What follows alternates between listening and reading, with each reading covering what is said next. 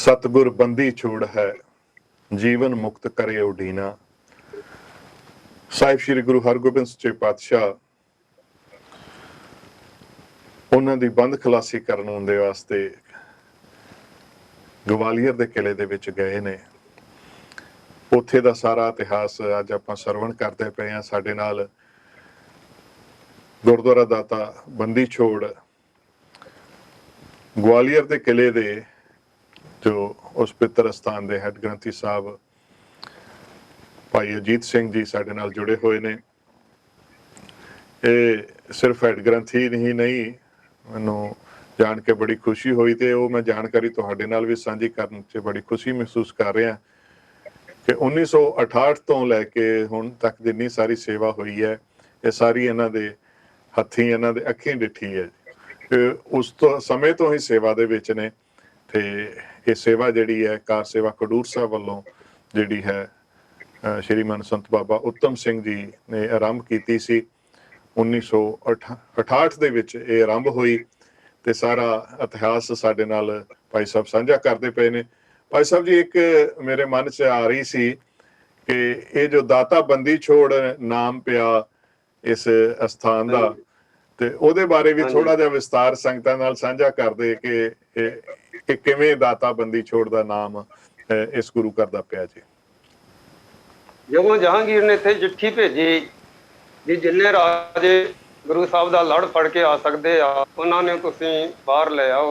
ਉਹਦਾ ਵਿਚਾਰ ਸੀ ਵੀ 8-10 ਰਾਜੇ ਬਾਹਰ ਆ ਸਕਦੇ ਆ ਕਿਉਂਕਿ ਇੱਕ ਆਦਮੀ ਨੂੰ ਕਿੰਨੇ ਕੁ ਬੰਦੇ ਫੜ ਸਕਦੇ ਆ ਲੜ ਨੂੰ।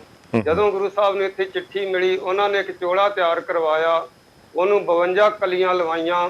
52 ਦੇ 52 ਰਾਜੇ ਇੱਕ ਰਾਜੇ ਨੂੰ ਇੱਕ ਕਲੀ ਫੜਾ ਕੇ ਸਾਰੇ ਰਾਜੇ ਬਾਹਰ ਕੱਢੇ। ਉਹਨਾਂ ਫਿਰ ਜਦੋਂ ਇੱਥੋਂ ਰਾਜੇ ਬਾਹਰ ਹੋਏ ਤੇ ਉਹਨਾਂ ਨੇ ਖੁਸ਼ੀ ਵਿੱਚ ਨਾਅਰੇ ਲਾਏ, ਜੈ ਦਾਤਾ ਬੰਦੀ ਛੋੜ, ਬੰਦੀਆਂ ਨੂੰ ਛੁਡਾਉਣ ਵਾਲੇ ਦਾਤੇ ਦੀ ਜੈ ਹੋਵੇ। ਜੈ ਦਾਤਾ ਬੰਦੀ ਛੋੜ ਜੀ, ਜੈ ਦਾਤਾ ਬੰਦੀ ਛੋੜ। ਭਾਈ ਹਰਦਾਸ ਜੀ ਨੇ ਵੀ ਇਹ ਨਾਰਾ ਲਾਇਆ, ਜੈ ਦਾਤਾ ਬੰਦੀ ਛੋੜ, ਵੀ ਬੰਦੀਆਂ ਨੂੰ ਛੁਡਾਉਣ ਵਾਲੇ ਦਾਤੇ ਦੀ ਜੈ ਹੋਵੇ। ਥੱਲੇ ਗੁਰਦੁਆਰਾ ਪਊਆ ਸਾਹਿਬ ਹੈ, ਉੱਥੇ ਗੁਰੂ ਨਾਨਕ ਦੇਵ ਜੀ ਨੇ ਵੀ ਚਰਨ ਪਾਏ ਆ। ਉਸ ਸਥਾਨ ਤੇ 2 ਦਾਸੀ ਸੰਤ ਰਹਿੰਦੇ ਸੀ ਜੀ। ਜਦੋਂ ਗੁਰੂ ਸਾਹਿਬ ਉਹਨਾਂ ਉਸ ਸਥਾਨ ਤੇ ਪਹੁੰਚੇ ਉਹਨਾਂ ਸੰਤਾਂ ਨੇ ਬੇਨਤੀ ਕੀਤੀ ਵੀ ਮਹਾਰਾਜ ਸਾਡੇ ਕੋਲ ਰਾਤ ਰਹੋ। ਗੁਰੂ ਸਾਹਿਬ 52 ਰਾਜਿਆਂ ਸਮੇਤ ਉਸ ਸਥਾਨ ਤੇ ਠਹਿਰੇ। ਅਗਲੇ ਭਲਕ ਜਦ ਜਾਣ ਦੀ ਤਿਆਰੀ ਕੀਤੀ ਉਹਨਾਂ ਸੰਤਾਂ ਮਹਾਂਪੁਰਸ਼ਾਂ ਨੇ ਬੇਨਤੀ ਕੀਤੀ ਮਹਾਰਾਜ ਸਾਨੂੰ ਨਿਸ਼ਾਨੀ ਬਖਸ਼ੋ। ਗੁਰੂ ਸਾਹਿਬ ਨੇ ਉਹ ਆਪਣੇ ਚੰਦਨ ਦੀਆਂ ਖੜਾਵਾਂ ਉਹਨਾਂ ਨੇ ਪਹਿਨੀਆਂ ਹੋਈਆਂ ਸੀ, ਉਹ ਨਿਸ਼ਾਨੀ ਦੇ ਵਜੋਂ ਉਹਨਾਂ ਨੂੰ ਸੰਤਾਂ ਨੂੰ ਉਹ ਖੜਾਵਾਂ ਉਹਨਾਂ ਨੂੰ ਦੇ ਦਿੱਤੀਆਂ ਜੋ ਉੱਥੇ ਕਾਫੀ ਸਮਾਂ ਉੱਥੇ ਪਈਆਂ ਰਹੀਆਂ। ਜਦੋਂ ਅਕਾਲੀ ਲਹਿਰ ਚੱਲੀ ਇਹਨਾਂ ਸੰਤਾਂ ਨੇ ਵੀ ਜਦੋਂ ਗੁਰਦੁਆਰੇ ਸੰਤਾਂ ਮਹੰਤਾਂ ਕੋਲੋਂ ਆਪਣੇ ਕਬਜ਼ੇ ਵਿੱਚ ਲਏ, ਉਹਨਾਂ ਨੇ ਇਸ ਡਰ ਦੇ ਮਾਰੇ ਵੀ ਸਾਥੋਂ ਇੱਕ ਗੁਰਦੁਆਰਾ ਖੁੱਸ ਨਾ ਜਾਵੇ, ਉਹਨਾਂ ਨੇ ਉਹ ਖੜਾਵਾਂ ਮਿੱਟੀ ਵਿੱਚ ਦੱਬ ਦਿੱਤੀਆਂ, ਜਿਸ ਕਰਕੇ ਉਹਨਾਂ ਖੜਾਵਾਂ ਦੀ ਹਾਲਤ ਖਸਤਾ ਹੋ ਗਈ। ਫਿਰ ਜਦੋਂ 84 ਦੇ ਵਿੱਚ ਦੰਗੇ ਚੱਲੇ ਆ ਉਦੋਂ ਇੱਥੋਂ ਬਹੁਤ ਵੱਡਾ ਹਜੂਮ ਇੱਥੇ ਚੱਲ ਕੇ ਆਇਆ। ਬਹੁਤ ਸਾਰੀ ਗੁਰੂ ਘਰ ਦੀ ਉੱਥੇ ਬਾਲਣ ਲੱਕੜ ਪਈ ਸੀ। ਉਹਨਾਂ ਨੇ ਗੁਰੂ ਸਾਹਿਬ ਦੇ ਸਰੂਪ ਵੀ ਤੇ 2 ਸੇਵਾਦਾਰ ਵੀ ਉਹ ਜੀਂਦੇ ਉਹਦੇ ਵਿੱਚ ਉਸ ਲੱਕੜ ਦੇ ਢੇਰ ਵਿੱਚ ਸੁੱਟ ਦਿੱਤੇ ਤੇ ਉੱਥੇ ਉਹਨਾਂ ਨੇ ਅੱਗ ਲਾ ਕੇ ਤੇ ਉਹਨਾਂ ਦਾ ਉਹ ਸਿੰਘ ਵੀ ਸ਼ਹੀਦ ਹੋ ਗਏ। ਗੁਰੂ ਸਾਹਿਬ ਦੇ ਸਰੂਪ ਵੀ ਉਸ ਅੱਗ ਦੇ ਵਿੱਚ ਅਗਨ ਭੇਟਾ ਹੋ ਗਏ ਤੇ ਉਸ ਸਥਾਨ ਦਾ ਹੁਣ ਕੇਸ ਚੱਲ ਰਿਹਾ ਹੈ। ਅਜੇ ਤੱਕ ਉਹ ਪਹਿਲਾਂ ਉੱਥੇ ਗੁਰਦੁਆਰਾ ਸੀਗਾ, ਹੁਣ ਉਹ ਆਪਣੇ ਹਿੰਦੂ ਸਮਾਜ ਦੇ ਕੋਲ ਹੈ ਉਸ ਸਥਾਨ ਦੀ। ਸੋ ਵੇਖੋ ਸੰਗਤ ਜੀ ਕਈ ਗੱਲਾਂ ਐਸੀਆਂ ਛੁਪੀਆਂ ਰਹਿ ਜਾਂਦੀਆਂ ਨੇ ਕਿਉਂਕਿ ਪੰਜਾਬ ਤੋਂ ਦੂਰ ਹੋਣ ਕਰਕੇ। ਸੋ ਕੈਸੀ ਹਿਰਦੇ ਵੇਦਕ ਘਟਨਾ ਹੈ ਜਿਹੜੀ ਉੱਥੇ ਵਾਪਰੀ 1984 ਦੇ ਵਿੱਚ। ਸੋ ਐਸੇ ਮਸਲੇ ਹੁਣ ਕੋਰਟਾਂ ਦੇ ਵਿੱਚ ਨੇ। ਮੈਨੂੰ ਲੱਗਦਾ ਕਿ ਹੁਣ ਇਹਨਾਂ 'ਚ ਵੀ ਪੈਰਵਾਈ ਜਿਹੜੀ ਹੈ ਹੋਰ ਸੁਚੱਜੇ ਢੰਗ ਦੇ ਨਾਲ ਜੇ ਹੋ ਸਕੇ। ਸੋ ਆਪਾਂ ਉਹਨੂੰ ਸਾਰਿਆਂ ਨੂੰ ਇਸ ਪ੍ਰਥਾਈ ਸੁਚੇਤ ਹੋਣਾ ਬਣਦਾ। ਇੱਕ ਗੱਲ ਜਿਹੜੀ ਹੋਰ ਬੜੀ ਅਹਿਮ ਸਾਡੇ ਸਾਹਮਣੇ ਆਉਂਦੀ ਹੈ ਕਿਉਂਕਿ ਜਦੋਂ ਆਪਾਂ ਉਦਾਸੀਆਂ ਦੀ ਗੱਲ ਕਰਦੇ ਹਾਂ ਸੋ ਉਦਾਸੀ ਗੁਰੂ ਨਾਨਕ ਸਾਹਿਬ ਨੇ ਜਦੋਂ ਉਦਾਸੀਆਂ ਆਰੰਭ ਕੀਤੀਆਂ ਸੀ ਤਾਂ ਉਸ ਤੋਂ ਅੱਗੇ ਉਹਨਾਂ ਨੇ ਆਪਣੇ ਪੁੱਤਰ ਬਾਬਾ ਸ਼੍ਰੀ ਚੰਦ ਜੀ ਨੂੰ ਸੇਵਾ ਦਿੱਤੀ ਤੇ 6ਵੇਂ ਪਾਤਸ਼ਾਹ ਜੀ ਦੇ ਸਮੇਂ ਵੇਖੋ ਉੱਥੇ ਉਦਾਸੀ ਜਿਹੜੇ ਬੈਠੇ ਹੋਏ ਸਨ। ਸੋ ਇਹ ਉਸ ਗੱਲ ਦਾ ਪ੍ਰਤੀਕ ਹੈ ਕਿ ਉਦੋਂ ਤੋਂ ਹੀ ਜਿਹੜੀ ਇਹ ਸਾਂਝ ਜਿਹੜੀ ਸੀ ਚੱਲੀ ਆਉਂਦੀ ਸੀ। ਉਸ ਸਥਾਨ ਤੇ ਜਿੱਥੇ ਗੁਰੂ ਨਾਨਕ ਸਾਹਿਬ ਗਏ ਸਨ ਉੱਥੇ ਉਹ ਸੇਵਾ ਕਰਦੇ ਪਏ ਸਨ।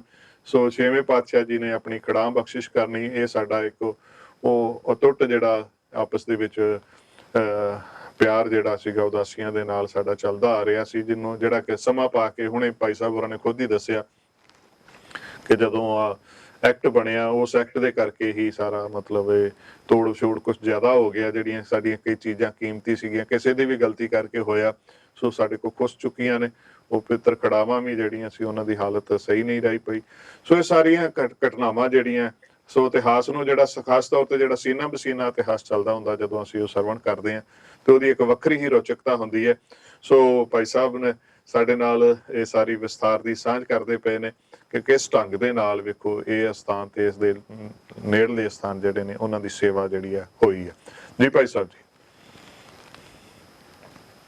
ਉਦੋਂ ਤੱਕ ਤੇ ਗੁਰਦੁਆਰਾ ਬਣ ਚੁੱਕਾ ਸੀ ਜੀ ਤੇ 6 ਮੰਜ਼ਿਲਾਂ ਤਿਆਰ ਹੋ ਗਈਆਂ ਸੀ ਜੀ ਤੇ ਪ੍ਰਕਾਸ਼ ਸਿੰਘ ਸੇਠੀ ਉਹ ਗੁਰਦੁਆਰਾ ਸਾਹਿਬ ਵੇਖ ਕੇ ਕਹਿਣ ਲੱਗਾ ਵੀ ਬਾਬਾ ਜੀ ਗੁਰਦੁਆਰਾ ਤਾਂ ਤੁਸੀਂ ਬਣਾ ਲਿਆ ਹੈ, ਹੁਣ ਮਨਜ਼ੂਰੀ ਕਾਹਦੀ ਲੈਣੀ ਹੈ। ਬਾਬਾ ਜੀ ਕਹਿਣ ਲੱਗੇ ਵੀ ਤੁਸੀਂ ਆਪਣੀ ਕਾਜੀ ਕਾਰਵਾਈ ਪੂਰੀ ਕਰੋ।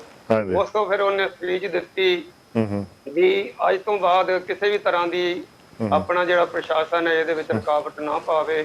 ਉਸ ਦਿਨ ਤੋਂ ਫਿਰ ਗੁਰੂ ਮਹਾਰਾਜ ਦੀ ਕਿਰਪਾ ਦੇ ਨਾਲ ਇਹ ਸੇਵਾ ਚੜ੍ਹਦੀ ਕਲਾ ਦੇ ਨਾਲ ਚੱਲਦੀ ਰਹੀ।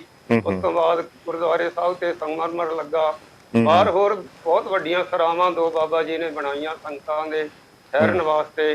ਸੰਗਤਾਂ ਦੂਰੋਂ ਦੂਰੋਂ ਆਉਂਦੀਆਂ, ਰਾਤ ਵਿਸ਼ਰਾਮ ਕਰਦੀਆਂ ਨੇ। ਖਾਸ ਕਰਕੇ ਦੁਸਹਿਰੇ ਤੇ ਹੋਲੇ ਮਹੱਲੇ ਤੇ ਬਹੁਤ ਸੰਗਤਾਂ ਇੱਥੇ ਆਉਂਦੀਆਂ ਨੇ, ਹਜੂਰ ਸਾਹਿਬ ਨੂੰ ਜਾਂਦੀਆਂ ਨੇ। ਵੈਸੇ ਵੀ ਜਿਹੜੀਆਂ ਰੋਜ਼ ਸੰਗਤਾਂ ਹਜੂਰ ਸਾਹਿਬ ਨੂੰ ਜਾਂਦੀਆਂ ਨੇ ਉਹ ਰਾਤ ਇੱਥੇ ਠਹਿਰਦੀਆਂ ਨੇ, ਅਗਲੇ ਭਲ ਕੇ ਇੱਥੋਂ ਚੱਲੇ ਪਾਉਂਦੀਆਂ ਨੇ ਤੇ ਸੰਗਤਾਂ ਦੇ ਠਹਿਰਨ ਵਾਸਤੇ ਬਾਬਾ ਜੀ ਨੇ ਬਹੁਤ ਸੁੰਦਰ ਕਮਰੇ ਬਣਾਏ ਹੋਏ ਹਨ। ਜੀ ਜੀ। ਅੱਗੇ ਵੀ ਹੁਣ ਨਵੀਂ ਸਰਾਂ ਬਾਬਾ ਬੁੱਢਾ ਜੀ ਨਿਵਾਸ ਸਥਾਨ ਬਣਾ ਰਹੇ ਆ। ਸਿੰਘ ਸਾਹਿਬ 16 ਤਰੀਕ ਇੱਥੇ ਗੁਰਪੁਰਬ ਮੇਲੇ ਤੇ ਵੱਡੇ ਜੋੜ ਮੇਲੇ ਤੇ ਆਏ ਸੀ, ਉਹਨਾਂ ਨੇ ਇੱਥੋਂ ਟੱਪ ਲਾ ਕੇ ਗਏ ਆ। ਗੁਰੂ ਸਾਹਿਬ ਦੀ ਕਿਰਪਾ ਦੇ ਨਾਲ ਉਹ ਸ਼ਰਾਂ ਦੀ ਵੀ ਸੇਵਾ ਆਰੰਭ ਹੋਣ ਵਾਲੀ ਹੈ। ਗੁਰੂ ਮਹਾਰਾਜ ਦੀ ਕਿਰਪਾ ਦੇ ਨਾਲ ਇੱਥੇ ਸੰਗਤਾਂ ਬੜੇ ਉਤਸ਼ਾਹ ਦੇ ਨਾਲ ਇੱਥੇ ਸੇਵਾ ਕਰਦੀਆਂ ਨੇ ਤੇ ਬਾਬਾ ਜੀ ਇੱਥੇ ਕਣਕ ਦੀ ਝੋਨੇ ਦੀ ਗ੍ਰਾਹੀ ਕਰਦੇ ਆ। ਬਹੁਤ ਸੰਗਤਾਂ ਬੜੇ ਉਤਸ਼ਾਹ ਦੇ ਨਾਲ, ਬੜੀ ਸ਼ਰਧਾ ਭਾਵਨਾ ਦੇ ਨਾਲ, ਜੇ 2-4 ਦਿਨ ਵੀ ਲੇਟ ਹੋ ਜਾਣ ਬਾਬਾ ਜੀ ਸਾਡੇ ਘਰ ਕਦੋਂ ਆਉਣਾ ਵਾ, ਕਦੋਂ ਗ੍ਰਾਹੀ ਲੈਣ ਆਉਣਾ ਵਾ। ਸੰਗਤਾਂ ਵਿੱਚ ਬਹੁਤ ਗੁਰੂ ਘਰ ਦੇ ਨਾਲ ਪਿਆਰ ਆ, ਬਹੁਤ ਉਤਸ਼ਾਹ ਦੇ ਨਾਲ ਸੰਗਤਾਂ ਸੇਵਾ ਕਰਦੀਆਂ ਨੇ।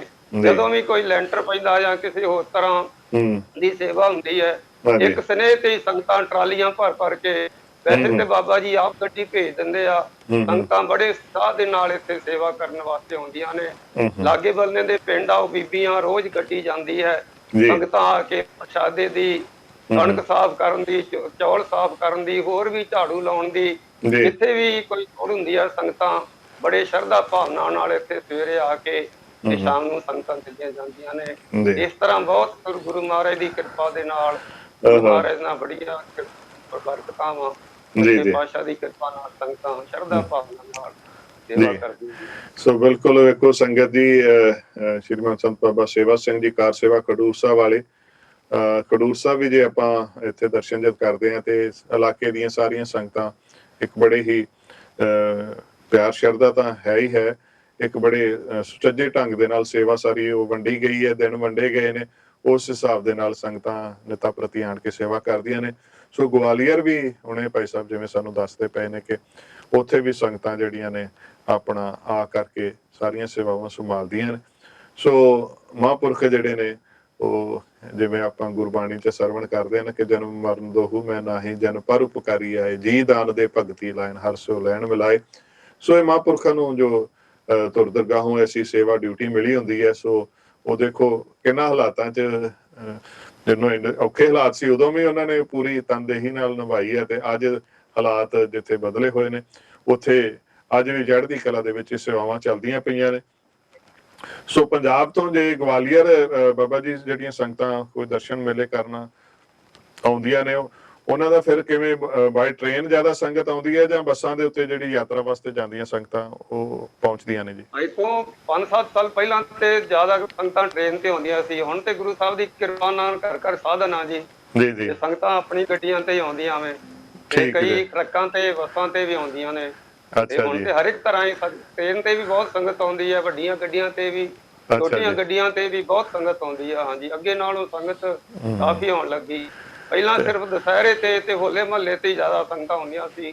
ਅੱਛਾ ਹੁਣ ਜੀ। ਤੇ ਸਦਾ ਬਹਾਰ ਹੀ ਯਾਤਰਾ ਹੋ ਗਈ ਹੈ, ਜਦੋਂ ਵੀ ਕਿਸੇ ਨੂੰ ਟਾਈਮ ਮਿਲਦਾ ਹੈ ਆਪਣੇ ਸਾਧਨ ਤੇ ਸੰਗਤਾਂ ਹੁੰਦੀਆਂ ਨੇ ਤੇ ਰੋਜ਼ 10-15 ਛੋਟੀਆਂ ਗੱਡੀਆਂ ਇੱਥੇ ਬਾਹਰ ਜਾਣ, ਜਿੱਥੇ ਹਜੂਰ ਸਾਹਿਬ ਜਾਣ ਵਾਸਤੇ ਰਾਤ ਟਿਕਦੀਆਂ ਨੇ। ਠੀਕ ਨੇ। ਜਿਹੜੇ ਨਹੀਂ ਜਾ ਪਾਉਂਦੇ ਉੱਥੇ ਆਉਣ ਲੱਗਿਆਂ ਦਰਸ਼ਨ ਕਰਦੀਆਂ ਨੇ, ਕਈ ਦੋਨੋਂ ਟਾਈਮ ਵੀ ਆਉਣ ਲੱਗਿਆਂ ਵੀ ਜਾਣ ਲੱਗੇ ਵੀ ਜਾਂਦੀ ਹੈ, ਦਰਸ਼ਨ ਕਰਕੇ ਜਾਂਦੀਆਂ ਨੇ। ਤੇ ਇਸ ਤਰ੍ਹਾਂ ਸੰਗਤਾਂ ਕਾਫੀ ਇੱਥੇ ਮਹਾਰਾਜ ਦੀ ਕਿਰਪਾ ਦੇ ਨਾਲ ਦੂਰੋਂ ਚੱਲ ਕੇ ਆਉਂਦੀਆਂ ਨੇ, ਮੱਸਿਆ ਤੇ ਖਾਸ ਕਰਕੇ ਸੰਗਤਾਂ ਆਉਂਦੀਆਂ ਨੇ। ਸੋ ਸੰਗਤ ਜੀ ਬਿਲਕੁਲ ਇਸ ਸਥਾਨ ਦੇ ਉੱਤੇ ਜੋ ਹੈ ਸੰਗਤਾਂ ਦਾ ਦਰਸ਼ਨ ਕਰਨ ਦੇ ਵਾਸਤੇ ਜਾਣਾ, ਇਹ ਬੜਾ ਹੀ ਇੱਕ ਮੈਂ ਸਮਝਦਾ ਗੁਰੂ ਸਾਹਿਬ ਦੀ ਮਿਹਰ ਰਹਿਮਤ ਹੈ ਕਿ ਜਿੱਥੇ ਉਹ ਸੇਵਾ ਹੋਈ ਐਸੀ ਮਹਾਨ ਸੇਵਾ, ਤੇ ਉੱਥੋਂ ਦੇ ਦਰਸ਼ਨਾਂ ਵਾਸਤੇ ਸੰਗਤਾਂ ਪਹੁੰਚਦੀਆਂ ਨੇ। ਪਿਛਲੇ ਦਿਨ ਜਿਹੜਾ ਉੱਥੇ ਸਮਾਗਮ ਹੋਇਆ ਉਸ ਦੀਆਂ ਕੁਝ ਝਲਕੀਆਂ ਅਸੀਂ ਆਪ ਜੀ ਦੇ ਨਾਲ ਸਾਂਝੀਆਂ ਕਰਦੇ ਹਾਂ, ਜਿਸ ਦੇ ਵਿੱਚ ਵਿਸ਼ੇਸ਼ ਰੂਪ ਦੇ ਵਿੱਚ ਸਿੰਘ ਸਾਹਿਬ ਗਿਆਨੀ ਹਰਪ੍ਰੀਤ ਸਿੰਘ ਜੀ, ਜਥੇਦਾਰ ਸ਼੍ਰੀ ਅਕਾਲ ਤਖਤ ਸਾਹਿਬ ਉਹ ਵੀ ਪਹੁੰਚੇ। ਸੋ ਕੁਝ ਝਲਕੀਆਂ ਆਪਾਂ ਉਹਨਾਂ ਦੇ ਦਰਸ਼ਨ ਕਰਦੇ ਹਾਂ ਜੀ। ਸਿੱਖ ਸਿਧਾਂਤ ਦੇ ਅਨੁਸਾਰ ਇਹ ਆਪਾਂ ਸਤਿਗੁਰੂ ਜੀ ਤੋਂ ਪੁੱਛੀਏ ਕਿ ਮਹਾਰਾਜ ਗੁਰੂ ਦਾ ਰੁਤਬਾ ਕਿੰਨਾ ਕੁ ਵੱਡਾ ਹੈ, ਗੁਰੂ ਦੀ ਹਸਤੀ ਕਿੰਨੀ ਕੁ ਵੱਡੀ ਹੈ। ਤਾਂ ਗੁਰਬਾਣੀ ਸਾਨੂੰ ਸਮਝਾਉਂਦੀ ਹੈ ਗੁਰ ਪਰਮੇਸ਼ਵਰ ਏਕੋ ਜਾਨ। ਜਿੱਡਾ ਵੱਡਾ ਅਕਾਲ ਪੁਰਖ ਹੈ, ਗੁਰੂ ਦੀ ਹਸਤੀ ਓਡੀ ਵੱਡੀ ਹੈ। ਕਿਉਂ? ਕਿਉਂਕਿ ਗੁਰੂ ਤੇ ਅਕਾਲ ਪੁਰਖ ਦੇ ਵਿੱਚ ਕੋਈ ਭੇਦ ਨਹੀਂ ਹੈ, ਕੋਈ ਫਰਕ ਨਹੀਂ। ਮਹਾਰਾਜ ਕਹਿੰਦੇ ਗੁਰ ਪਰਮੇਸ਼ਵਰ ਏਕੋ ਜਾਨ। ਗੁਰੂ ਦੀ ਮਹਿਮਾ ਜਿਹੜੀ ਹੈ ਇਹ ਬਿਆਨ ਨਹੀਂ ਹੋ ਸਕਦੀ। ਗੁਰ ਕੀ ਮਹਿਮਾ ਕਿਆ ਕਹਾ, ਮਹਾਰਾਜ ਬਾਣੀ 'ਚ ਕਹਿੰਦੇ ਆ ਗੁਰੂ ਦੀ ਮਹਿਮਾ ਜਿਹੜੀ ਹੈ ਉਹ ਕੀ ਦੱਸੀਏ। ਗੁਰ ਵਿਵੇਕ ਸਤ ਸਰ, ਜਿਹੜਾ ਗੁਰੂ ਹੈ ਉਹ ਤਾਂ ਵਿਵੇਕ ਦਾ ਸਮੁੰਦਰ ਹੈ, ਵਿਵੇਕ ਦਾ ਸਾਗਰ ਹੈ। ਗੁਰੂ ਦੀ ਮਹਿਮਾ ਬਿਆਨ ਨਹੀਂ ਹੋ ਸਕਦੀ। ਜਿੱਡੀ ਵੱਡੀ ਹਸਤੀ ਅਕਾਲ ਪੁਰਖ ਦੀ ਹੈ, ਓਡੀ ਵੱਡੀ ਹਸਤੀ ਗੁਰੂ ਦੀ ਹੈ। ਸਿੱਖ ਧਰਮ ਦੇ ਅੰਦਰ, ਅਨਮਤਾਂ ਦੇ ਅੰਦਰ ਨਹੀਂ ਸਾਧ ਸੰਗਤ ਜੀ। ਅਨਮਤਾਂ ਦੇ ਅੰਦਰ ਤਾਂ ਸਕੂਲ ਦੇ ਵਿੱਚ ਪੜ੍ਹਾਉਣ ਵਾਲੇ ਅਧਿਆਪਕ ਨੂੰ ਵੀ ਗੁਰੂ ਕਿਹਾ ਜਾਂਦਾ। ਜੇ ਕੋਈ ਕਿਸੇ ਨੂੰ ਕੱਪੜੇ ਸਿਉਣੇ ਸਿਖਾਉਂਦਾ ਹੈ ਨਾ, ਤੇ ਕੱਪੜੇ ਸਿੱਖਣ ਵਾਲਾ ਜਿਹੜਾ ਉਹਨੂੰ ਗੁਰੂ ਕਹਿੰਦਾ। ਜੇ ਕੋਈ ਕਿਸੇ ਨੂੰ ਮਕੈਨਿਕੀ ਸਿਖਾਉਂਦਾ ਹੈ ਤਾਂ ਮਕੈਨਿਕੀ ਸਿੱਖਣ ਵਾਲਾ ਜਿਹੜਾ ਆਪਣੇ ਉਸਤਾਦ ਨੂੰ ਗੁਰੂ ਕਹਿੰਦਾ ਹੈ। ਪਰ ਸਿੱਖ ਧਰਮ ਦੇ ਵਿੱਚ ਗੁਰੂ ਦਾ ਜਿਹੜਾ ਰੁਤਬਾ ਹੈ ਉਹ ਬਹੁਤ ਵੱਡਾ ਹੈ। ਅਕਾਲ ਪੁਰਖ ਜਿੱਡਾ ਵੱਡਾ। ਮਨ 'ਚ ਸਵਾਲ ਪੈਦਾ ਹੁੰਦਾ ਹੈ ਕਿ ਅਕਾਲ ਪੁਰਖ ਕਿੱਡਾ ਵੱਡਾ। ਤੇ ਸਾਨੂੰ ਕੋਈ ਸਵਾਲ ਕਰਦੇ ਕਿ ਗੁਰੂ ਦੀ ਹਸਤੀ ਜਿਹੜੀ ਹੈ ਬਹੁਤ ਵੱਡੀ ਹੈ, ਤੁਸੀਂ ਕਹਿੰਦੇ ਹੋ ਅਕਾਲ ਪੁਰਖ ਜਿੱਡੀ ਵੱਡੀ ਹੈ। ਅਕਾਲ ਪੁਰਖ ਕਿੱਡਾ ਵੱਡਾ ਹੈ? ਤਾਂ ਇਹਦਾ ਜਵਾਬ ਸ੍ਰੀ ਗੁਰੂ ਨਾਨਕ ਦੇਵ ਜੀ ਮਹਾਰਾਜ ਦਿੰਦੇ ਆ, ਕਹਿੰਦੇ ਏਵਡ ਉੱਚਾ ਹੋਵੇ ਕੋਏ ਤਿਸ ਉੱਚੇ ਕੋ ਜਾਣੈ ਸੋਏ। ਕਹਿੰਦੇ ਬਈ ਅਕਾਲ ਪੁਰਖ ਕਿੱਡਾ ਵੱਡਾ ਹੈ, ਇਹ ਤਾਂ ਉਹੀ ਦੱਸ ਸਕਦਾ ਹੈ ਜਿਹੜਾ ਅਕਾਲ ਪੁਰਖ ਜਿੱਡਾ ਵੱਡਾ ਹੈ। ਤੇ ਅਕਾਲ ਪੁਰਖ ਜਿੱਡਾ ਵੱਡਾ ਜਿਹੜਾ ਹੈ ਇਸ ਸੰਸਾਰ ਦੇ ਵਿੱਚ ਕੌਣ ਹੈ? ਏਵਡ ਉੱਚਾ ਹੋਵੇ ਕੋਏ ਤਿਸ ਉੱਚੇ ਕੋ ਜਾਣੈ ਸੋਏ। ਜੇ ਕੋਈ ਅਕਾਲ ਪੁਰਖ ਜਿੱਡਾ ਵੱਡਾ ਹੋਊਗਾ ਤੇ ਉਹ ਅਕਾਲ ਪੁਰਖ ਵਾਹਿਗੁਰੂ ਦੀ ਵਡਿਆਈ ਦੱਸੂਗਾ। ਜਦੋਂ ਅਕਾਲ ਪੁਰਖ ਜਿੱਡਾ ਵੱਡਾ ਇਸ ਜਗਤ ਵਿੱਚ ਹੈ ਹੀ ਕੋਈ ਨਹੀਂ, ਤੇ ਫਿਰ ਅਕਾਲ ਪੁਰਖ ਦਾ ਗਿਆਨ ਜਿਹੜਾ ਹੈ ਉਹ ਕੌਣ ਦੇ ਸਕਦਾ? ਗੁਰੂ ਇਸ ਕਰਕੇ ਗਿਆਨ ਦਿੰਦਾ ਹੈ ਕਿਉਂਕਿ ਅਕਾਲ ਪੁਰਖ ਸਰੂਪ ਹੈ। ਤੇ ਸਾਡਾ ਗੁਰੂ ਕੌਣ ਹੈ ਜਿਹੜਾ ਸਾਨੂੰ ਅਕਾਲ ਪੁਰਖ ਦਾ ਗਿਆਨ ਦਿੰਦਾ ਹੈ? ਉਹ ਹੈ ਸ਼ਬਦ ਸਰੂਪ ਸ਼੍ਰੀ ਗੁਰੂ ਗ੍ਰੰਥ ਸਾਹਿਬ ਸੱਚੇ ਪਾਤਸ਼ਾਹ।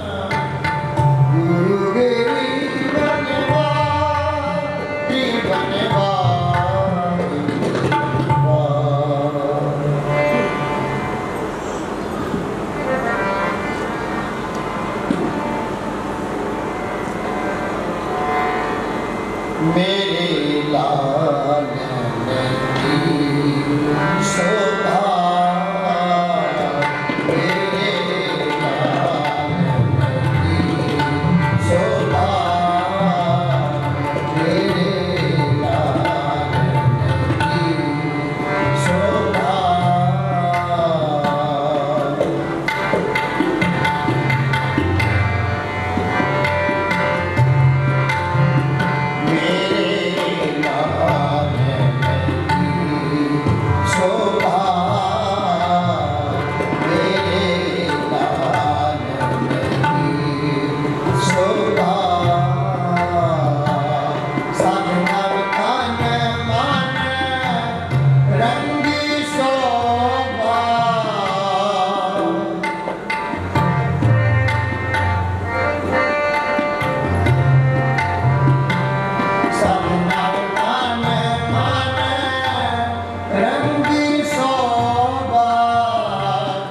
ਸੋ ਬਿਲਕੁਲ ਸੰਗਤ ਜੀ, ਵੇਖੋ ਆਪਾਂ ਦਰਸ਼ਨ ਕੀਤੇ ਨੇ ਜੋ ਇਸ ਪਵਿੱਤਰ ਸਥਾਨ ਦੇ ਉੱਤੇ ਇਹ ਸਮਾਗਮ ਹੋਏ, ਤੇ ਖਾਸ ਤੌਰ ਤੇ ਬਾਬਾ ਬੁੱਢਾ ਜੀ ਦੀ ਯਾਦ ਦੇ ਵਿੱਚ ਜੋ ਸਰਾਂ ਨਵੀਂ ਤਿਆਰ ਹੋਣੀ ਹੈ ਉਹਦੀ ਸੇਵਾ ਦੀ ਆਰੰਭਤਾ ਦੀ ਹੋਈ ਹੈ।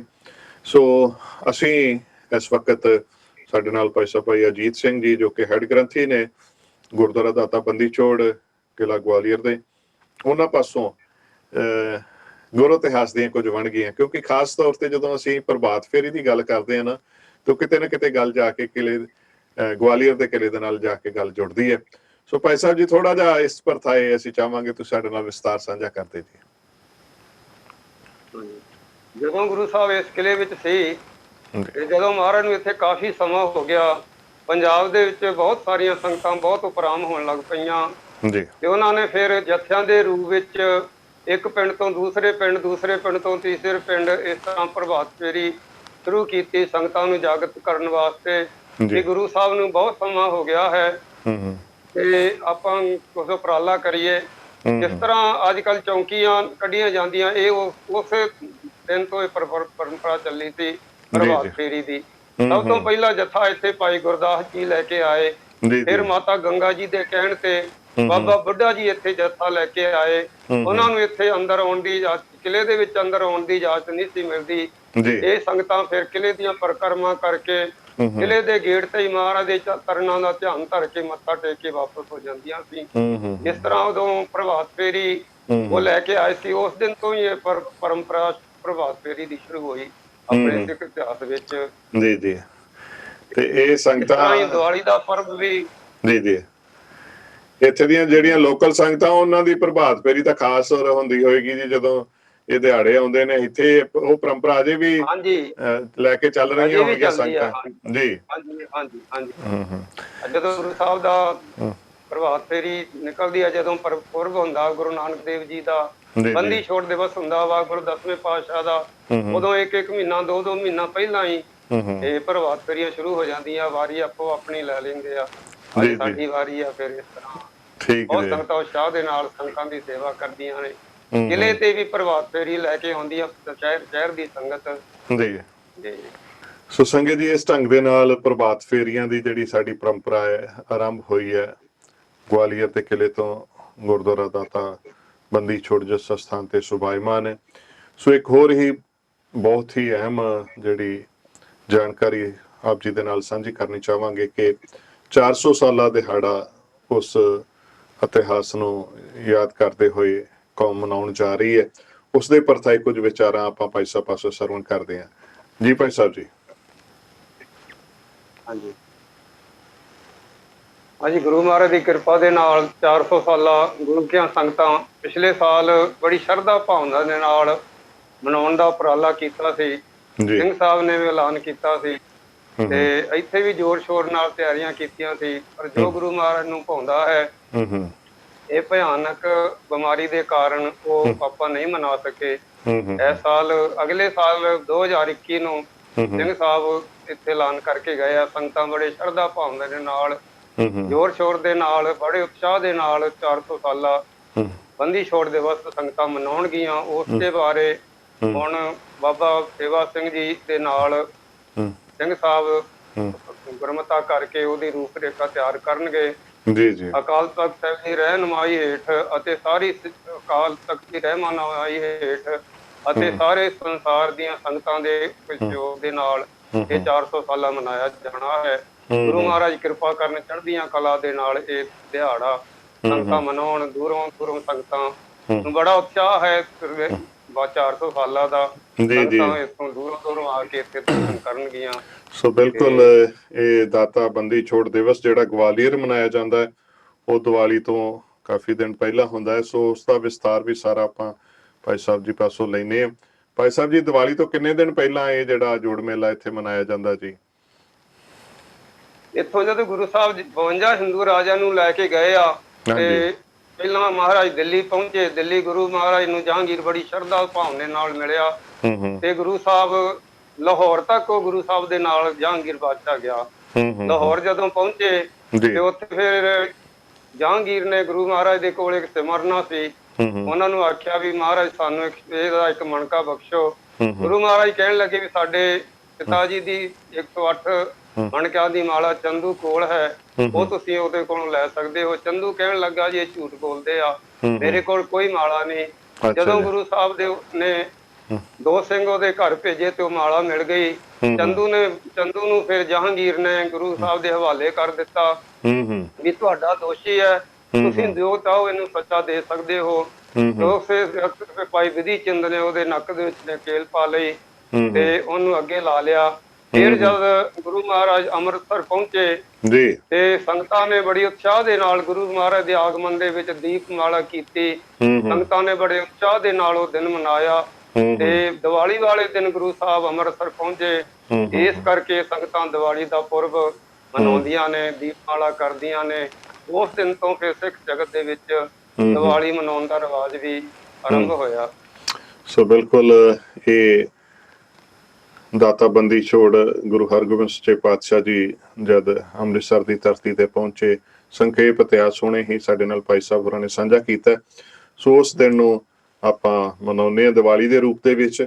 ਇਸ ਦੇ ਨਾਲ ਹੀ ਕੁਝ ਜਾਣਕਾਰੀ ਮੈਂ ਹੋਰ ਭਾਈ ਸਾਹਿਬ ਜੀ ਪਾਸੋਂ ਚਾਹਾਂਗਾ, ਕਿਉਂਕਿ ਜਿਹੜੀਆਂ ਸੰਗਤਾਂ ਜਿਹੜੀਆਂ ਅਜੇ ਤੱਕ ਦਰਸ਼ਨ ਨਹੀਂ ਕਰ ਪਾਈਆਂ ਉਹਨਾਂ ਦੇ ਵਾਸਤੇ ਕਿ ਇੱਥੇ ਦਰਸ਼ਨਾਂ ਦੇ ਵਾਸਤੇ ਆਉਣ ਦੇ ਵਾਸਤੇ ਕਿਹੜੇ-ਕਿਹੜੇ ਸਾਧਨ ਨੇ ਤੇ ਕਿੰਨਾ ਕੁ ਸਮਾਂ ਲੱਗਦਾ ਜੇ ਆਪਾਂ ਸ਼੍ਰੀ ਅੰਮ੍ਰਿਤਸਰ ਸਾਹਿਬ ਤੋਂ ਹੀ ਇੱਕ ਅੰਦਾਜ਼ਾ ਲਈਏ, ਕਿਉਂਕਿ ਇੱਥੇ ਅੰਮ੍ਰਿਤਸਰ ਸਾਹਿਬ ਵਿਖੇ 에ਅਰਪੋਰਟ ਤੇ ਜ਼ਿਆਦਾਤਰ ਸੰਗਤਾਂ ਜਿਹੜੀਆਂ ਦਰਸ਼ਨ ਕਰਨ ਆਉਂਦੀਆਂ। ਇੱਥੋਂ ਜੇ ਬਾਈ ਬੱਸ ਜਾਣਾ ਹੋਏ ਜਾਂ ਬਾਈ ਟ੍ਰੇਨ ਜਾਣਾ ਹੋਏ ਤੇ ਇਹਦੇ ਬਾਰੇ ਜਾਣਕਾਰੀ ਥੋੜੀ ਜਿਹੀ ਸਾਂਝੀ ਕਰਦੇ ਜੀ। ਜਿਹੜੀਆਂ ਸੰਗਤਾਂ ਜੀ ਟ੍ਰੇਨ ਤੇ ਆਉਂਦੀਆਂ ਨੇ ਉਹਨਾਂ ਵਾਸਤੇ ਤੇ ਬਾਬਾ ਜੀ ਨੇ ਇੱਕ ਸਪੈਸ਼ਲ ਬੱਸ ਲਾਈ ਹੋਈ ਹੈ ਜੀ। ਉਹ ਦਿਨ ਦੇ ਵਿੱਚ 3 ਚੱਕਰ ਲਾਉਂਦੀ ਹੈ, ਸਵੇਰੇ 5:30 ਵਜੇ, ਦੁਪਹਿਰ ਨੂੰ 10:30 ਵਜੇ, ਸ਼ਾਮ ਨੂੰ ਫਿਰ 5:30 ਵਜੇ ਸੰਗਤਾਂ ਨੂੰ ਲੈਣ ਵਾਸਤੇ ਜਾਂਦੀ ਆ।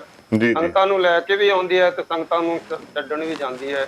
ਏਅਰਪੋਰਟ ਤੇ ਅਜੇ ਕੋਈ ਇੰਨਾ ਇੰਤਜ਼ਾਮ ਨਹੀਂ ਕੀਤਾ ਤੇ ਬਾਕੀ ਸੰਗਤਾਂ ਆਪਣੇ ਸਾਧਨਾਂ ਤੇ ਆਉਂਦੀਆਂ ਹਨ, ਬੱਸਾਂ ਦੁਆਰਾ, ਛੋਟੀਆਂ ਗੱਡੀਆਂ ਦੁਆਰਾ। ਇਸੋਂ ਕਰੀਬ 8-9 ਘੰਟੇ ਦਾ ਸਫ਼ਰ ਹੈ ਅੰਮ੍ਰਿਤਸਰ ਤੋਂ ਤੇ ਸੰਗਤਾਂ ਬੜੇ ਸ਼ਰਧਾ ਭਾਵਨਾ ਨਾਲ ਇੱਥੇ ਆਉਂਦੀਆਂ ਨੇ। ਰਹਿਣ ਦਾ ਬਹੁਤ ਸੋਹਣਾ ਇੰਤਜ਼ਾਮ ਹੈ ਜੀ ਸੰਗਤਾਂ ਵਾਸਤੇ, ਬਹੁਤ ਸੁੰਦਰ ਕਮਰੇ ਬਣੇ ਹੋਏ ਹਨ। ਤੇ ਇੱਥੋਂ ਕਰੀਬ ਕਿੰਨੇ ਕਿਲੋਮੀਟਰ ਪੈ ਜਾਂਦਾ ਜੀ ਅੰਮ੍ਰਿਤਸਰ ਸਾਹਿਬ ਤੋਂ ਗਵਾਲੀਅਰ? 800 ਕਿਲੋਮੀਟਰ ਹੈ ਜੀ। 800 ਕਿਲੋਮੀਟਰ, ਠੀਕ। ਸੋ ਇਹ ਜਿਹੜੀਆਂ ਸੰਗਤਾਂ ਪਟਨਾ ਸਾਹਿਬ ਦਰਸ਼ਨਾਂ ਨੂੰ ਜਾਂਦੀਆਂ ਨੇ ਉਹ ਵੀ ਇੱਥੇ ਦਰਸ਼ਨ ਮੇਲੇ ਕਰਕੇ ਜਾ ਸਕਦੇ ਕਿਉਂਕਿ ਉਹ ਵੀ ਆਉਂਦੀਆਂ। ਹਾਂਜੀ ਜੀ, ਉਹ ਵੀ ਟ੍ਰੇਨ ਤੇ ਆਉਂਦੀਆਂ, ਗੱਡੀਆਂ ਤੇ ਆਉਂਦੀਆਂ ਹਨ। ਪੰਜਾਬ ਮੇਲ ਗੱਡੀ ਆਉਂਦੀ ਹੈ, ਸੱਚਖੰਡ ਗੱਡੀ ਆਉਂਦੀ ਹੈ, ਛੱਤੀਸਗੜ੍ਹ ਤੇ ਵੀ ਸਵਾਰੀਆਂ ਆਉਂਦੀਆਂ। ਇਸ ਤਰ੍ਹਾਂ ਵੱਖ-ਵੱਖ ਟ੍ਰੇਨਾਂ ਤੇ ਸੰਗਤਾਂ ਇੱਥੇ ਆਉਂਦੀਆਂ ਨੇ। ਤੇ ਜੇ ਬੱਸ ਦਾ ਟਾਈਮ ਨਾ ਵੀ ਹੋਵੇ, ਜੇ ਸਟੇਸ਼ਨ ਤੋਂ ਸੰਗਤਾਂ ਫੋਨ ਕਰ ਦੇਣ ਕਿ ਅਸੀਂ ਸਟੇਸ਼ਨ ਤੇ ਆ ਤੇ ਸੰਗਤਾਂ ਨੂੰ ਲੈਣ ਵਾਸਤੇ ਇੱਥੋਂ ਸਪੈਸ਼ਲ ਗੱਡੀ ਵੀ ਬਾਬਾ ਜੀ ਭੇਜ ਦਿੰਦੇ ਆ। ਤੇ ਗੁਰਦੁਆਰਾ ਸਾਹਿਬ ਤੋਂ ਵੀ ਸਟੇਸ਼ਨ ਤੇ ਜਾਣ ਵਾਸਤੇ ਬੱਸ ਦਾ ਇੰਤਜ਼ਾਮ ਕਰਦੇ ਨੇ। ਜ਼ਿਆਦਾ ਸੰਗਤਾਂ ਹੋਣ ਤੇ 2 ਬੱਸਾਂ ਵੀ ਭੇਜ ਦਿੰਦੇ ਆ। ਫੋਨ ਕਰਨ ਤੇ ਸੰਗਤਾਂ ਨੂੰ ਲਿਜਾਣ ਦਾ ਤੇ ਲਿਆਉਣ ਦਾ ਇੰਤਜ਼ਾਮ ਸਾਰਾ ਪ੍ਰਬੰਧ ਜਿਹੜਾ ਵੇਖੋ ਮਹਾਂਪੁਰਖਾਂ ਵੱਲੋਂ ਕੈਸੀਆਂ ਸੇਵਾਵਾਂ ਚੱਲਦੀਆਂ ਨੇ ਜੀ। ਹਰ ਤਰ੍ਹਾਂ ਦੀ ਸੇਵਾ, ਲੰਗਰ ਦੀ ਸੇਵਾ ਲਾ ਲਓ, ਆਉਣ ਜਾਣ ਦੀ ਸੇਵਾ। 3 ਟਾਈਮ ਤੇ ਬੱਸ ਪੱਕੀ ਜਾਂਦੀ ਹੈ, ਸਵੇਰ ਕੋਈ ਹੋਵੇ ਨਾ ਹੋਵੇ, ਬੱਸ ਨੇ ਜਾਣਾ ਹੀ ਜਾਣਾ। ਠੀਕ ਜੀ, ਠੀਕ ਹੈ। ਸੋ ਇਸ ਦੇ ਨਾਲ ਹੀ ਸੰਗਤ ਜੀ ਆਪ ਜੀ ਨੂੰ ਦੱਸਦੇ ਚੱਲੀਏ ਕਿ ਆਗਰਾ, ਜਿੱਥੇ ਕਿ ਗੁਰੂ ਤੇਗ ਬਹਾਦਰ ਸਾਹਿਬ ਦੀ ਯਾਦ ਦੇ ਵਿੱਚ ਗੁਰੂ ਕਾ ਤਾਲ ਗੁਰਦੁਆਰਾ ਸਾਹਿਬ, ਉਸ ਸਥਾਨ ਤੋਂ, ਕਿਉਂਕਿ ਜਿਹੜੀਆਂ ਪਟਨਾ ਸਾਹਿਬ ਤੋਂ ਸੰਗਤਾਂ ਆਉਂਦੀਆਂ ਨੇ ਉਹ ਉਸ ਸਥਾਨ ਤੇ ਜ਼ਿਆਦਾਤਰ ਪੜਾਅ ਕਰਦੀਆਂ ਨੇ। ਆਗਰੇ ਤੋਂ ਕਰੀਬ 100 ਕਿਲੋਮੀਟਰ ਦੇ ਫਾਸਲੇ ਦੇ ਉੱਤੇ ਗਵਾਲੀਅਰ ਦਾ ਇਹ ਸਥਾਨ ਮੌਜੂਦ ਹੈ। ਸੋ ਇਸ ਢੰਗ ਦੇ ਨਾਲ ਸੰਗਤਾਂ ਦਰਸ਼ਨ ਮੇਲੇ ਕਰਦੀਆਂ ਨੇ, ਗੁਰੂ ਇਤਿਹਾਸ ਸਰਵਣ ਕਰਦੀਆਂ ਨੇ। ਗੁਰੂ ਕਾ ਉਹ ਪਵਿੱਤਰ ਇਤਿਹਾਸ, ਸਾਡੀਆਂ ਮਹਾਨ ਪਰੰਪਰਾਵਾਂ ਤੇ ਸਤਿਗੁਰ ਬੰਦੀ ਛੋੜ ਹੈ। ਸੋ ਅਸੀਂ ਅੱਜ ਇਹੀ ਸਤਿਗੁਰ ਸੱਚੇ ਪਾਤਸ਼ਾਹ ਦੇ ਚਰਨਾਂ ਕਮਲਾਂ 'ਚ ਸਾਰੇ ਅਰਦਾਸ ਕਰੀ ਕਿ ਸੱਚੇ ਪਾਤਸ਼ਾਹ ਸਾਡੇ ਵੀ ਇਹ ਦੁਨੀਆਦਾਰੀ ਦੇ ਵਿੱਚ ਵਿਚਰਦੇ ਆ, ਕਈ ਸਾਰੇ ਬੰਧਨਾਂ 'ਚ ਅਸੀਂ ਬੱਝੇ ਹੋਏ ਹਾਂ। ਤੁਸੀਂ ਸਾਡੇ ਵੀ ਬੰਧਨ ਕੱਟੋ, ਸਾਨੂੰ ਵੀ ਆਪਣੇ ਪੱਲੇ ਦੇ ਨਾਲ ਲਾ ਲਓ, ਕਿਉਂਕਿ ਜਿਵੇਂ ਉਹਨਾਂ ਰਾਜਿਆਂ ਦੇ ਵਾਸਤੇ ਤੁਸੀਂ 52 ਕਲੀਆਂ ਦਾ ਚੋਲਾ ਸਵਾਇਆ ਸੀ, ਕੋਈ ਇੱਕ ਪੱਲਾ ਸਾਨੂੰ ਵੀ ਫੜਾ ਦਿਓ, ਕਿਉਂਕਿ ਹੱਬੇ ਸਾਗ ਕੁੜਾਵੇ ਡਿੱਠੇ ਤੋਂ ਪੱਲੇ ਟੈਂਡੇ ਲਾਗੀ। ਜਿਹੜੇ ਐਸੇ ਸ਼ਬਦ ਨੇ, ਆਪਾਂ ਸਤਿਗੁਰ ਸੱਚੇ ਪਾਤਸ਼ਾਹ ਦੇ ਲੜ ਲੱਗੀਏ ਤੇ ਇਸ ਗੁਰ ਅਸਥਾਨ ਤੇ ਜਾ ਕੇ ਦਰਸ਼ਨ ਮੇਲੇ ਕਰਿਆ ਕਰੀਏ। 400 ਸਾਲਾ ਜੋ ਸ਼ਤਾਬਦੀ ਹੈ ਉਹ ਵੀ ਆਉਂਦੇ ਸਾਲ ਮਨਾਈ ਜਾਣੀ ਹੈ ਕਿਉਂਕਿ ਇਸ ਸਾਲ ਆਪਾਂ ਜਾਣਦੇ ਕੁਝ ਪਾਬੰਦੀਆਂ ਕਰਕੇ ਉਹ ਨਹੀਂ ਮਨਾਈ ਜਾ ਸਕੀ। ਸੋ ਆਉਂਦੇ ਸਾਲ ਆਪਾਂ ਉਹ ਵੀ ਸ਼ਤਾਬਦੀ ਮਨਾਵਾਂਗੇ ਤੇ ਨਾਲੇ ਹੋਰ ਗੁਰ ਇਤਿਹਾਸ ਦੇ ਨਾਲ ਜੁੜਾਂਗੇ। ਸੋ ਸਤਿਗੁਰੂ ਬੰਦੀ ਛੋੜ ਦਾਤਾ ਗੁਰੂ ਹਰਗੋਬਿੰਦ ਸੱਚੇ ਪਾਤਸ਼ਾਹ ਜੀ ਦੇ ਇਸ ਪਿੱਤਰ ਦਿਹਾੜੇ ਮੌਕੇ ਅਸੀਂ ਉਹਨਾਂ ਨੂੰ ਯਾਦ ਕੀਤਾ। ਉਹਦੇ ਦਿਨਾਂ 'ਚ ਦੀਵਾਲੀ ਵੀ ਆਉਣੀ ਹੈ, ਪਰ ਇਹ ਖਾਸ ਤੌਰ ਤੇ ਅਸੀਂ ਦਾਤਾ ਬੰਦੀ ਛੋੜ ਦਿਵਸ ਜਿਹੜਾ ਕਿ ਗਵਾਲੀਅਰ ਵਿਖੇ ਮਨਾਇਆ ਜਾਂਦਾ ਉਹਦੇ ਨਾਲ ਜੁੜੇ ਆ। ਅਖੀਰ ਵਿੱਚ ਬਾਬਾ ਜੀ ਕੁਝ ਬਚਨ ਤੁਸੀਂ ਆਪਣੇ ਵੱਲੋਂ ਕਹਿਣਾ ਚਾਹੋ ਜੀ। ਗੁਰੂ ਮਹਾਰਾਜ ਕਿਰਪਾ ਕਰਨ ਸੰਗਤਾਂ ਦੇ ਨੂੰ ਨਾਮ ਬਾਣੀ ਦੇ ਨਾਲ, ਬਾਣੀ ਬਾਣੇ ਨਾਲ ਜੋੜਨ। ਅੰਮ੍ਰਿਤ ਦੀ ਦਾਤ, ਅੰਮ੍ਰਿਤ ਵੇਲੇ ਦੀ ਦਾਤ, ਨਿਤਨੇਮ ਦੀਆਂ ਦਾਤਾਂ ਬਖਸ਼ ਕੇ ਨਿਵਾਜਣ। ਸਰਬੱਤ ਦਾ ਭਲਾ ਹੋਵੇ, ਸਾਰੇ ਸੰਸਾਰ ਦੇ ਵਿੱਚ ਗੁਰੂ ਮਹਾਰਾਜ ਸੁੱਖ ਵਰਤਾਉਣ, ਸਾਰੇ ਸੰਸਾਰ ਦੇ ਜੀਵਾਂ ਵਿੱਚ ਸੁੱਖ ਵਰਤਾਉਣ। ਇਸ ਮਹਾਮਾਰੀ ਤੋਂ ਸਾਰੇ ਸੰਸਾਰ ਨੂੰ ਛੁਟਕਾਰਾ ਮਿਲੇ। ਗੁਰੂ ਕਿਆਂ ਸੰਗਤਾਂ ਗੁਰਪੁਰਬ ਮਨਾ ਕੇ ਸੰਗਤਾਂ ਆਪਣੇ ਹਾਲ ਹੋਣ, ਸੁਖੀ ਰਹਿਣ। ਸਰਬੱਤ ਸੰਗਤਾਂ ਨੂੰ ਆਪਣੇ ਦਰੋਂ ਕਰੋ ਖੁਸ਼ੀਆਂ ਬਖਸ਼ਣ। ਸੁੱਖ ਹੋਵੇ, ਨਾਮ ਚਿਤ ਆਵੇ, ਨਾਨਕ ਨਾਮ ਚੜ੍ਹਦੀ ਕਲਾ, ਤੇਰੇ ਭਾਣੇ ਸਰਬੱਤ ਦਾ ਭਲਾ। ਵਾਹਿਗੁਰੂ ਜੀ ਕਾ ਖਾਲਸਾ, ਵਾਹਿਗੁਰੂ ਜੀ ਕੀ ਫਤਿਹ। ਵੇਖੋ ਕਿੰਨੀਆਂ ਅਸੀਸਾਂ ਮਿਲੀਆਂ ਸੰਗਤ ਜੀ ਸਾਨੂੰ ਉਸ ਪਿੱਤਰ ਦਰ ਤੋਂ। ਬਾਬਾ ਜੀ ਨੇ ਬੜੀ ਪਿਆਰ ਦੇ ਨਾਲ ਅਰਦਾਸ ਵੀ ਕੀਤੀ ਹੈ। ਸੋ ਆਗਿਆ ਦਿਓ ਜੀ। ਵਾਹਿਗੁਰੂ ਜੀ ਕਾ ਖਾਲਸਾ, ਵਾਹਿਗੁਰੂ ਜੀ ਕਾ ਖਾਲਸਾ, ਵਾਹਿਗੁਰੂ ਜੀ ਕੀ ਫਤਿਹ। अवले अल्लाह नूर उपाया कुदरत के